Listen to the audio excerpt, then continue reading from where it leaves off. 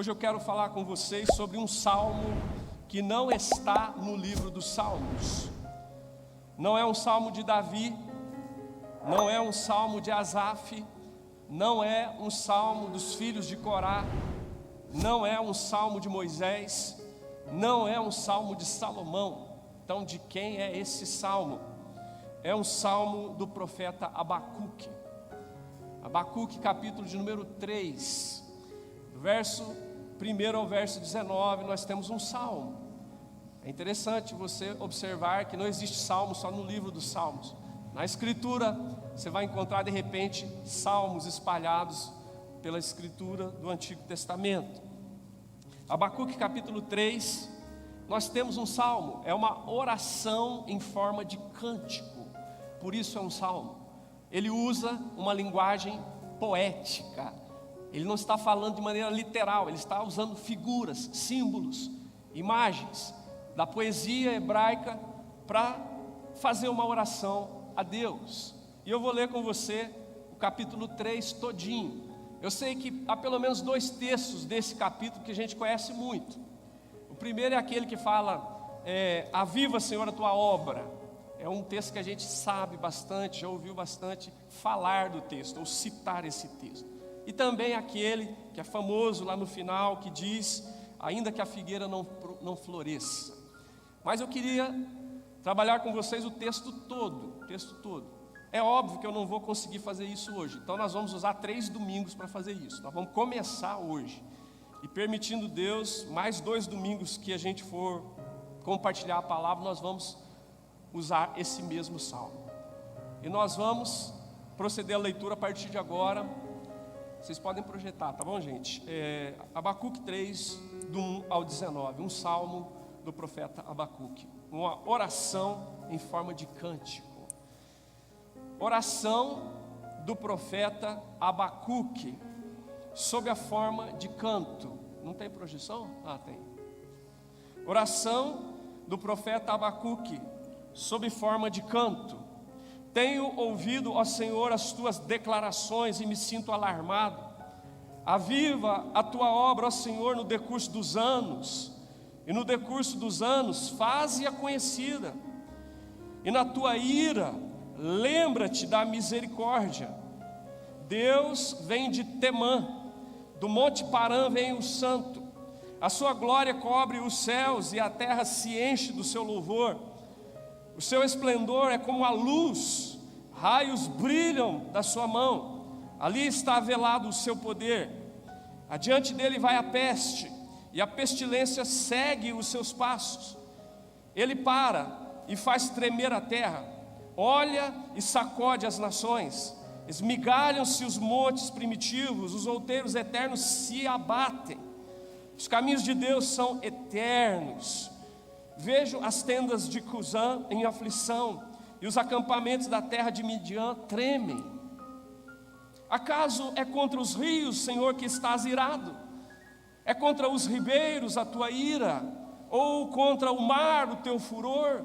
Já que andas montado em teus cavalos, nos teus carros de vitória? Tiras a descoberto o teu arco, e farta está a tua aljava de flechas. Tu fendes a terra com rios, os montes te veem e se contorcem.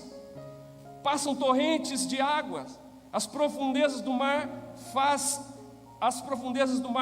ouvir a sua voz, e levantam bem alto as suas mãos. O sol e a lua param nas suas moradas, ao resplandecer a luz das tuas flechas sibilantes e ao fulgor do relâmpago da tua lança. Na tua indignação marchas pela terra, na tua ira calca aos pés as nações. Tu sais para o salvamento do teu povo, para salvar o teu ungido. Tu feres o telhado da casa do perverso e lhe descobres de todo o fundamento. Traspassas a cabeça dos guerreiros do inimigo com as suas próprias lanças, os quais, como tempestade, avançam para me destruir. Regozijam-se como se estivessem para devorar o pobre e as ocultas. Marchas com os teus cavalos pelo mar, pela massa de grandes águas. Ouvi-o, e o meu íntimo se comoveu. À sua voz tremeram os meus lábios. Entrou podridão nos meus ossos, os meus joelhos vacilaram, pois em silêncio devo esperar o dia da angústia que virá contra o povo que nos acomete. Ainda que a figueira não floresça, nem haja fruto na vide, o produto da oliveira minta, e os campos não produzam mantimento, e as ovelhas sejam arrebatadas do aprisco, e nos currais não haja gado, todavia eu me alegrarei, eu me alegro no Senhor, e exulto no Deus da minha salvação. O Senhor Deus é a minha fortaleza, e faz os meus pés como os da corça, e me faz andar altaneiramente. Ao mestre de canto para instrumentos de corda. Eis o salmo de Abacuque, uma oração em forma de canto. Eu queria falar com os irmãos sobre uma oração em dias de grande inquietação. Uma oração em dias de grande inquietação. Este é um tempo de grande inquietação na vida do profeta Abacuque, da nação de Judá. Se você ler Abacuque capítulo 1, verso 2 e 3, a Mariana vai pôr para você acompanhar, você vai entender que era um tempo de decadência moral, de injustiça social e de alienação espiritual. O tempo de Abacuque era um tempo terrível, decadência moral espalhada pela nação de Israel, e principalmente de Judá, e a injustiça social estava espalhada pela nação. Não estamos falando de filisteu, de cananeu, de jebuseu, de ferezeu, de eveu, de girgazeu. Estamos falando do povo escolhido de Deus. Estamos falando do povo de Deus. Além da injustiça social, a alienação espiritual desse povo. O capítulo 1, o profeta Abacuque diz assim, a partir do verso 2, põe aí para nós na tela, por favor. Até quando, Senhor, clamarei eu e tu não me escutarás? Gritar-te-ei violência e não salvarás. Porque me mostras a iniquidade e me fazes ver a opressão? Pois a destruição e a violência estão diante de mim, há contendas e litígio se suscita. Por esta causa a lei se afrouxa e a justiça nunca se manifesta, porque o perverso cerca o justo e a justiça é torcida. Você percebe nessas palavras a inquietação no coração do profeta? Ele fala: Senhor, violência para todo lado, e o Senhor está inerte, o Senhor está imóvel, o Senhor está passível, o Senhor não faz nada. A violência está por todos os cantos. Senhor, a iniquidade está diante de mim, eu estou vendo a iniquidade, a maldade, a perversidade, a opressão está diante de mim. A violência, a destruição, a contenda entre o povo de Israel, entre irmãos, o litígio entre irmãos. E a lei se afrouxa, Senhor, a justiça não se manifesta, o perverso cerca o justo e a justiça é torcida. Para Abacuque era dias de grande inquietação que ele vivia como indivíduo, como família e como nação. E quando a gente olha para Abacuque, a gente percebe, parece que ele está escrevendo para o Brasil, parece que ele está escrevendo para 2022, parece que ele está enxergando a nossa nação, as nossas famílias, né? a nossa decadência moral, a nossa falência institucional, né? a nossa injustiça social e a alienação espiritual que está espalhada na nossa nação. Parece que ele está nos enxergando. E o que é que Abacuque faz? Uma oração em dias de grande inquietação. Eu sei que todos nós estamos com o coração meio que inquieto. O que é que vai acontecer politicamente? O que é que vai acontecer economicamente? O que é que vai acontecer com os pequenos empresários? O que é que vai acontecer com os trabalhadores? O que é que vai acontecer com as nossas famílias? Todos nós estamos inquietos. E a palavra de Deus diz que quando nós estamos passando por dias de grande inquietação, é hora de nós seguirmos o caminho da oração. É hora de nós seguirmos o exemplo do profeta Abacuque e orarmos ao Senhor. Abacuque ora, e ele ora em 3 direções. Ele ora, e a oração dele aponta para o caminho da súplica, para o caminho da esperança e para o caminho da confiança. Eu não vou poder falar sobre as 3 coisas hoje, então vou escolher uma para falar hoje, e as outras nos nossos próximos encontros. Ele ora, e a oração dele conduz ao caminho da súplica, da esperança e da confiança. Hoje nós vamos falar sobre o caminho da esperança. O Elias parece que tinha conversado comigo, mas ele não tinha conversado, ele não sabia que eu ia pregar. O que Abacuque faz a partir do versículo 3 até o 15 é trilhar o caminho da esperança. Ele não usa as palavras de Jeremias, ele usa as suas próprias palavras. Mas se Abacuque fosse Jeremias, o que ele estaria dizendo é: eu quero trazer à memória o que me pode dar esperança. É isso que ele está dizendo em outras palavras. E aqui do verso 3 ao versículo de número 15, que é o nosso destaque dessa noite, a oração de Abacuque aponta para o caminho da esperança, por causa da manifestação de Deus, por causa da indignação de Deus, e por causa da intervenção de Deus. E eu vou mostrar isso para vocês. A partir do verso 3, acompanha o texto comigo. Primeiro, a gente pode ter esperança por causa da manifestação de Deus. Abacuque olha para a história de Israel, de maneira poética ele descreve como Deus se manifestou para o povo de Israel, como Deus se revelou, como Deus se deu a conhecer na história de Israel. E isso é o grande diferencial que nos dá esperança. É a manifestação de Deus ao seu povo, é a presença de Deus no meio do seu povo. O texto diz, a partir do verso 3, Deus vem de Temã, do monte Parã vem o santo, a sua glória cobre os céus, a terra se enche do seu louvor, o seu esplendor é como a luz, raios brilham da sua mão, ali está velado o seu poder. Ele usa referências geográficas, ele usa Temã, ele usa Parã, e lá no final, verso 7, ele vai usar as tendas de Cusã. Ele usa as referências geográficas de Israel, para falar de Deus se manifestando, como o sol nascendo no leste, e se pondo a oeste, ou lá no oriente, indo para o ocidente.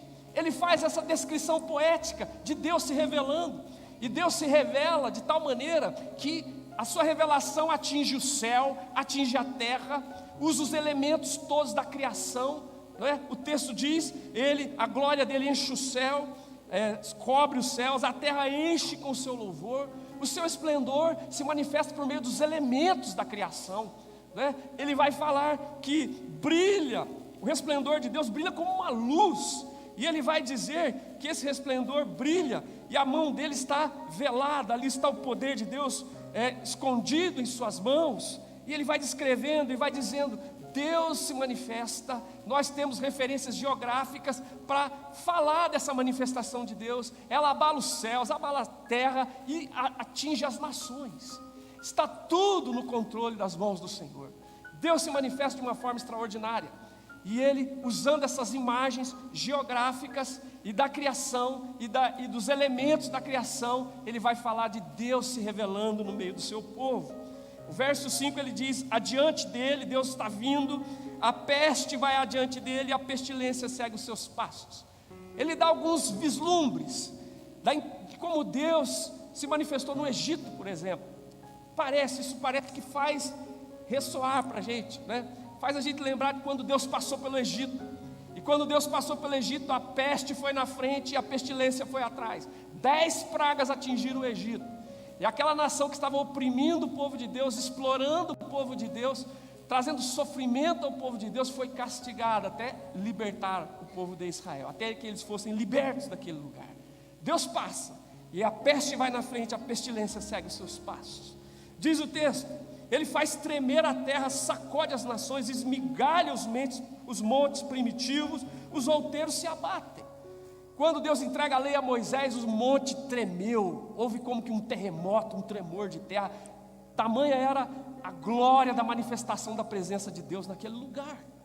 Você percebe, Deus se manifesta, os elementos da criação entram em convulsão diante da presença de Deus, e as nações são abaladas, são atingidas. O verso 7 diz: as tendas de Cusã entram em aflição e o acampamento da terra de Midian treme. É uma descrição poética, usando referências geográficas, usando os elementos da natureza, usando o céu, usando a terra e falando que o poder de Deus se manifesta e atinge as nações, porque atingiu o império daquela época. O Egito foi abalado pela manifestação de Deus. Irmãos, a oração de Abacuque é a mesma de Jeremias. Eu quero trazer à memória o que me pode dar esperança. Como é que ele encheu o coração de esperança? Quando olhou para trás, quando olhou para a história do povo de Israel, quando pôde descrever em linguagem poética a intervenção ou a manifestação de Deus, se colocando no meio do seu povo, né? Se revelando como um Deus vivo, como um Deus santo, como um Deus que tem o controle sobre tudo e sobre todas as coisas. Então, gente, nós sabemos disso. A manifestação de Deus para nós não é uma literatura poética, não é uma história. A palavra de Deus diz que o Verbo se fez carne e habitou entre nós, cheio de graça e de verdade. Ele montou a sua tenda entre nós, Ele revelou o Pai, Ele revelou a glória de Deus para nós. E a palavra de Deus diz que nós só podemos conhecer a Ele porque o Pai, porque o Filho nos revelou.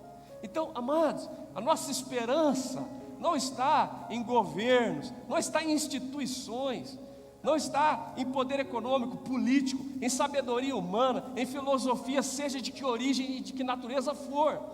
Ainda que tudo isso faça parte da nossa contingência como ser humano, a nossa esperança está naquele que se revelou no passado e que se revelou agora para nós na pessoa bendita do seu Filho Jesus. E vamos celebrar daqui a poucos dias o nascimento do Senhor e Salvador, aquele que se fez carne e habitou entre nós e manifestou a glória do Pai e nos mostrou como Deus é e como nós devemos ser. Essa é a nossa esperança. A nossa esperança é num Deus que se revela, num Deus que se dá a conhecer, num Deus que se encarnou e que manifestou amor, graça, misericórdia, compaixão por nós, através da pessoa do seu Filho Jesus. Amém? É isso. Abacuque diz: eu quero trazer à memória o que dá esperança, mas com as palavras dele. Ele olha para trás e fica com o coração cheio de esperança, descrevendo a manifestação de Deus no meio de Israel. Mas mais, ele não só usa a manifestação de Deus para Israel, ele usa a indignação de Deus a favor de Israel. Olha o que diz o verso 8 em diante, preste atenção. O texto diz: acaso é contra os rios, Senhor, que estás irado? Ele pergunta poeticamente: é contra os ribeiros a tua ira? Percebe? Ele fala de ira de Deus. É contra o mar o teu furor, já que andas montado em teus cavalos sobre os carros de vitória? Tiras a descoberto o teu arco e farta está a tua aljava de flechas. Fende a terra com rios. É a figura dos rios, parece que traz à nossa memória a travessia do Mar Vermelho, a travessia do Jordão, em que o povo passa a pés enxutos, aquele cenário de águas. E ele descreve Deus como um guerreiro que vai contra o inimigo do seu povo. Esse guerreiro tem a aljava, onde se coloca as flechas, cheio de flechas. E ele vai, e ele está indignado, e ele está furioso, porque estão atentando contra o seu povo. E ele sai para defender esse povo. Essa é a figura. E ele parece que evoca a imagem da água se abrindo no Mar Vermelho e no Rio Jordão. E ele fala: é contra o mar que o Senhor está irado? É contra as águas a tua ira? Ele pergunta: o Senhor está com a aljava cheia de flecha? O Senhor, o que está acontecendo? E o texto diz, verso 10, observa o 10: os montes te veem e se contorcem, né? Os montes tremem, passam as torrentes das águas, as profundezas do mar, faz ouvir a sua voz, levanta bem alto as suas mãos. Os montes, o mar, a criação, tudo responde ao seu Criador. Você imagina 30 minutos de chuva de pedra, 30 minutos, e nós não conseguimos resistir. Os nossos telhados caem, os vidros dos nossos carros se esborracham, a lataria dos nossos carros amassa, né? Nós não conseguimos resistir, a nossa lavoura vai por terra. Nós não conseguimos conter a fúria e a força da natureza. Mas Ele é o Criador, Ele é o Senhor, Ele é o Redentor. Diz que a natureza convulsiona diante da sua manifestação e da sua indignação. O texto diz, verso 11: o sol e a lua param nas suas moradas. O que a gente lembra? Josué, o sol parou, a lua parou, aquela descrição da batalha de Josué. Parece que ele evoca essas imagens. Olha, o sol e a lua param nas suas moradas, ao resplandecer da luz das tuas flechas sibilantes, raios, relâmpagos, ao fulgor do relâmpago da tua lança. Verso 12: na tua indignação marchas pela terra, na tua ira calca os pés as nações.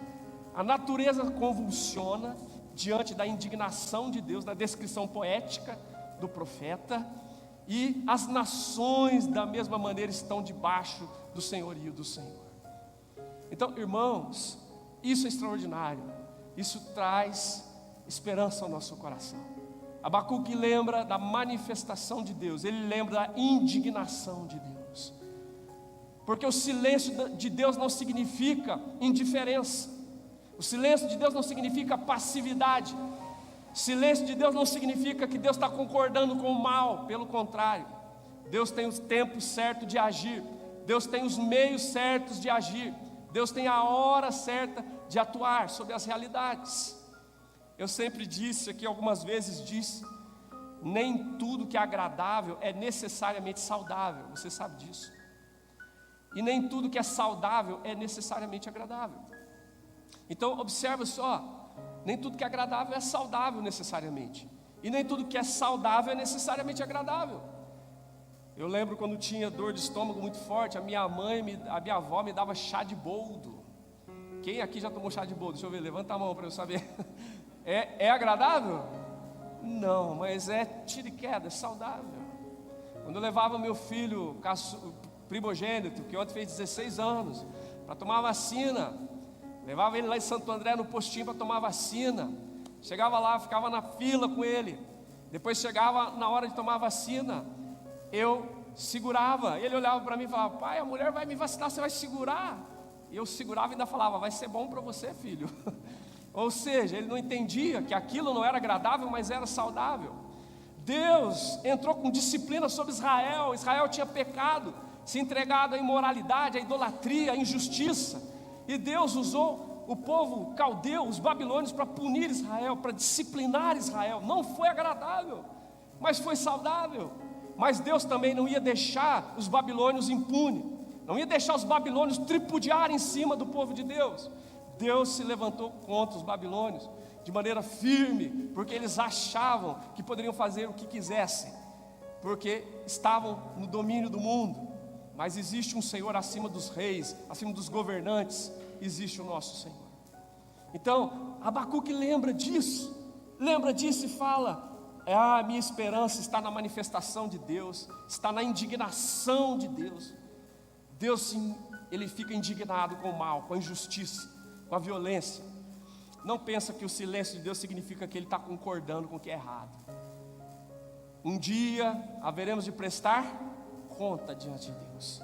Então não pense que Deus acha que está tudo bem. Não, Deus não está concordando com o mal. Ele nunca concorda com o mal. E há momentos em que Ele manifesta a sua indignação, e a sua ira também se revela nesses momentos. E por fim, o texto termina: a esperança dele está calcada na manifestação de Deus, na indignação de Deus e na intervenção de Deus. Deus intervém de maneira específica para salvar o povo. Verso 13, olha para você ver. Tu sais, o profeta descreve, tu sais para o salvamento do teu povo. Para que o guerreiro saiu desse jeito? Com esse furor, com essa indignação? Para salvar o povo de Deus, para salvamento do teu povo, para salvar o teu ungido, o rei do povo, o rei do povo de Deus. Feres o telhado da casa dos ímpios e descobres todo o fundamento, traspassas a cabeça dos guerreiros do inimigo com as suas próprias lanças, os quais como tempestade avançam para me destruir, regozijam-se como se estivesse para devorar o pobre às ocultas. Marchas, o Senhor marcha com os teus cavalos, pelo mar, pela massa de grandes águas. O que o inimigo estava querendo fazer com o povo de Deus? Ele descreve aqui. Ele chama o inimigo de perverso e de guerreiros inimigos. Ele diz que o inimigo estava querendo atentar contra o povo de Deus como se fosse uma tempestade. O verso 14 diz: eles estavam vindo para destruir o povo de Deus como se fosse uma tempestade. Eles avançavam para destruir o povo de Deus. Eles se regozijavam com isso, eles se alegravam em destruir o povo de Deus. E eles faziam isso com um prazer mórbido, como alguém que vai devorar o pobre oculta. Ele vai tirar proveito do pobre, ele vai destruir o pobre e ninguém vai ficar sabendo. É como acontece nas corrupções do nosso país. Rouba o dinheiro da saúde, rouba o dinheiro da educação, rouba o dinheiro de tudo aquilo que é para o bem do pobre e sai de fininho, ninguém fica sabendo. E vai comprar iate, vai comprar mansão, e vai viajar para Dubai, e vai colocar seu dinheiro lá na Suíça, e ninguém fica sabendo. Ele está devorando o pobre, as ocultas, e ninguém sabe, né? Era esta a intenção do inimigo: destruir o povo de Deus, se alegrar com a desgraça do povo de Deus, e fazer isso de maneira sutil, perversa, maligna. E aí o profeta diz: o Senhor levanta e vai para salvar o seu povo. O Senhor se levanta e vai para salvar o povo. O Senhor se levanta contra o inimigo do seu povo. O Senhor põe no chão e finaliza, para dizer na linguagem da luta, né, o inimigo do seu povo. E ele usa essa linguagem para dizer: Deus intervém, Deus intervém. Irmãos, nós cremos num Deus que se manifesta, num Deus que tem indignação e num Deus que intervém. Nós conhecemos esse Deus. Você e eu estamos aqui e somos prova viva da manifestação de Deus, da indignação de Deus e também da intervenção de Deus. Eu e você somos prova viva da intervenção de Deus. Nós estávamos mortos em nossos delitos e pecados, mortos espiritualmente, vivos biologicamente, mas mortos espiritualmente, alienado de Deus, afastado de Deus, indiferente a Deus, indiferente à vontade de Deus, à palavra de Deus, ao culto a Deus, ao louvor a Deus. E Ele foi lá e nos chamou da sepultura, nos arrancou da sepultura, da alienação espiritual, e nós criamos conexão com o céu através de Jesus, porque Ele intervém. Ele intervém. O apóstolo Paulo perseguia a igreja, prendia os cristãos, mandava açoitá-los, fazia-os blasfemar contra o evangelho de Jesus. E o Senhor apareceu para ele na estrada de Damasco e perguntou para ele: Saulo, Saulo, por que me persegues? Saulo perseguia os discípulos. Jesus disse: por que você está me perseguindo? E naquele dia ele teve um encontro com o Cristo ressuscitado, e o perseguidor passou a ser proclamador do evangelho de Jesus. O perseguidor se transformou no maior apóstolo, missionário, pregador, escritor do Novo Testamento e teólogo do Novo Testamento, porque o Senhor intervém a favor do seu povo. Então, irmãos, Abacuque ora em dias de grande inquietação, em dias de decadência moral, em dias de injustiça social, em dias de alienação espiritual. O povo não queria saber de Deus, o povo só queria saber do seu umbigo, o povo queria saber só de si mesmo, dos seus bens, dos seus recursos, não estava interessado em Deus, igualzinho os dias que eu e você vivemos. O povo que vive na filosofia do comamos e bebamos porque amanhã morreremos, é assim que vive esse povo. E naqueles dias ele orou, naqueles dias de grande inquietação, e a oração dele trilhou o caminho da esperança, por causa da manifestação de Deus na história, por causa da indignação de Deus registrada na história, e por causa da intervenção de Deus na história. Eu e você podemos ter esperança, porque nós conhecemos um Deus que se manifesta na pessoa do Senhor Jesus, um Deus que revelou sua indignação lá na cruz. Seu Filho foi à cruz por causa da indignação de Deus contra o pecado, aquilo que nos separava de Deus, aquilo que nos fazia indiferente com Ele, rebeldes à sua lei e à sua palavra. Foi manifesta a indignação de Deus lá na cruz, quando Jesus, depois de passar a agonia da cruz, Ele pôde dizer ali: tetelestai, está pago, está consumado. E rendeu o seu espírito ao Pai. A indignação de Deus foi manifestada. Jesus diz: Deus meu, por que me desamparaste? Foi ali na cruz a indignação. Mas glória a Deus que houve também intervenção. A palavra de Deus diz que quando Jesus foi glorificado, foi derramado o Espírito Santo sobre a vida da igreja. O Espírito Santo foi derramado sobre a igreja. E a igreja viveu a maior intervenção do céu na terra. O Espírito Santo não está ao lado da igreja, não está apenas no meio da igreja, está habitando na vida de cada um que faz parte da igreja do Senhor Jesus. Nós somos manifestação viva da intervenção de Deus. O Espírito Santo de Deus habita em nós. Amém? Então, amados, nós queremos pedir ao Senhor que Ele nos conduza nesse tempo, nesse caminho da oração, em dias de grande inquietação. Você está inquieto? Está inquieto por causa da sua casa? Está inquieto por causa da sua família? Por causa do seu trabalho? Por causa da sua empresa? Por causa do seu país? Está certo, isso é humano, isso é natural. Então nós vamos trilhar o caminho do Abacuque, o caminho da esperança. Olhar para trás e falar como Jeremias: eu quero trazer à memória o que me pode dar esperança. A manifestação de Deus, a indignação de Deus e a intervenção de Deus na história do povo de Israel e na história das nossas vidas. Se eu pudesse dar oportunidade para cada um dar testemunho como o Hélio, você ia com o teu testemunho confirmar o que eu acabei de dizer. Você conhece um Deus que se manifesta, você conhece um Deus que também tem indignação contra o mal, e você conhece um Deus que intervém, porque Ele já interveio na tua história e na tua vida. E a maior prova disso é o Verbo que se fez carne, o Senhor e Salvador Jesus Cristo. Ele é a expressão da manifestação, da indignação e da intervenção de Deus a favor do seu povo, da minha vida e da tua vida. Que Deus permita que isso enche o nosso coração de esperança em nome de Jesus. Amém?